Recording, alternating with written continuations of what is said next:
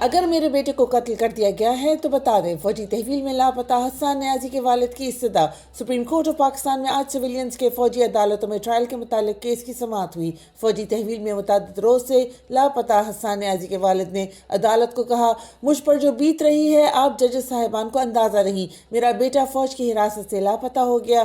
مجھے یہ سوچ کر راتوں کو نیند نہیں آتی کہ میرا بیٹا زندہ بھی ہے یا نہیں۔ حفیظ اللہ نیازی عدالت میں بیان دیتے ہوئے آپ دیدہ ہو گئے۔ اگر میرے بیٹے حسان نیازی کو قتل کر دیا گیا ہے تو مجھے بتا دیں۔ سپریم کورٹ نے ملٹری کورٹس میں سویلین کا ٹرائل کا معاملہ ایک بار پھر انتظامی کمیٹی کو بھجوا دیا۔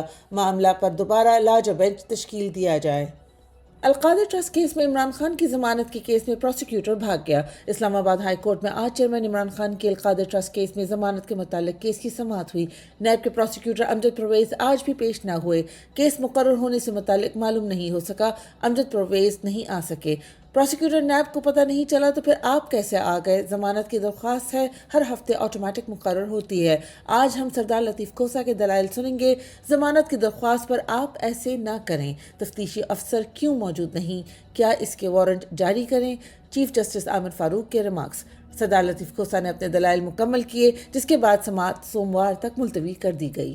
عدت کیس میں بھی جج اور خاور مانیکا کے وکیل کی تاخیری حربے جاری۔ عدت میں نکاح کیس اپیل۔ خاور مانیکا کے وکیل کی مصروفیات کے باعث کیس کی سماعت 30 اپریل تک ملتوی۔ جج اور وکلاء انتظار کرتے رہ گئے۔ رضوان عباسی دوبارہ عدالت کے سامنے پیش نہ ہوئے۔ اس کیس میں جج نے عید سے قبل کہا تھا کہ اگر خاور مانیکا کے وکیل پیش نہ ہوئے تو سزا معطل کر دیں گے، مگر وکیل کی متعدد عدم پیشیوں کے باعث سزا معطل نہیں کی جا رہی۔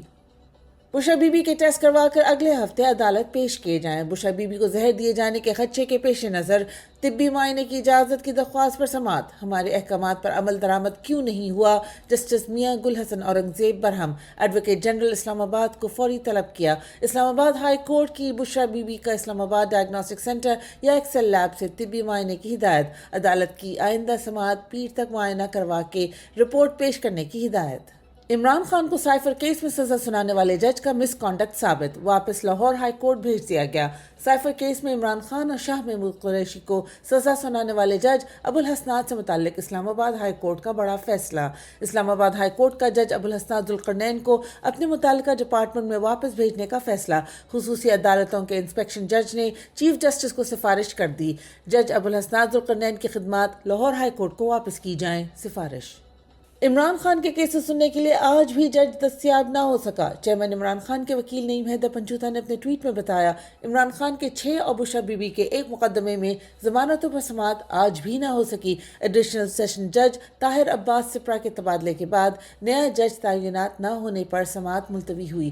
سوال یہ ہے کہ پچھلی 2 تاریخوں پر ایسا ہی ہوا، نیا جج کیوں نہیں لگایا گیا یا کسی اور کے پاس مقدمے ٹرانسفر فیصلہ دے دیا جاتا؟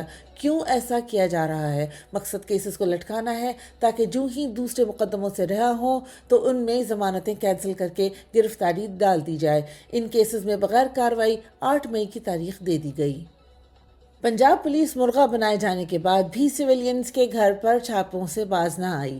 پاکستان تحریک انصاف کے سینئر رہنما چودھری طاہر انور واحلہ ایڈوکیٹ کی رہائش گاہ فیلکن سوسائٹی لاہور پر پولیس اور نامعلوم افراد کا دھاوا، دیواریں پھلانگ کر چار دیواری کا تقدس پامال کر کے پورے گھر میں توڑ پھوڑ کر کے چودھری طاہر انور واحلہ ایڈوکیٹ کو گرفتار کر کے نامعلوم مقام پر لے گئے۔ وائس رائے محسن نقوی کے افتتاح کردہ گجرات ہسپتال کی چھت گر گئی، متعدد زخمی، خاتون جاں بحق۔ گجرات عزیز بھٹی شہید ہسپتال میں چھت گرنے سے 1 جاں بحق اور بے شمار لوگ زخمی ہو گئے ہیں۔ یہ حادثہ وہاں پر پیش آیا جہاں محسن نقوی نے افتتاح کر کے اپنی تختی لگائی تھی۔ پتہ یہ چل رہا ہے کہ چھت گرنے کی وجہ ٹھیک فاؤنڈیشن نہ بنانا ہے۔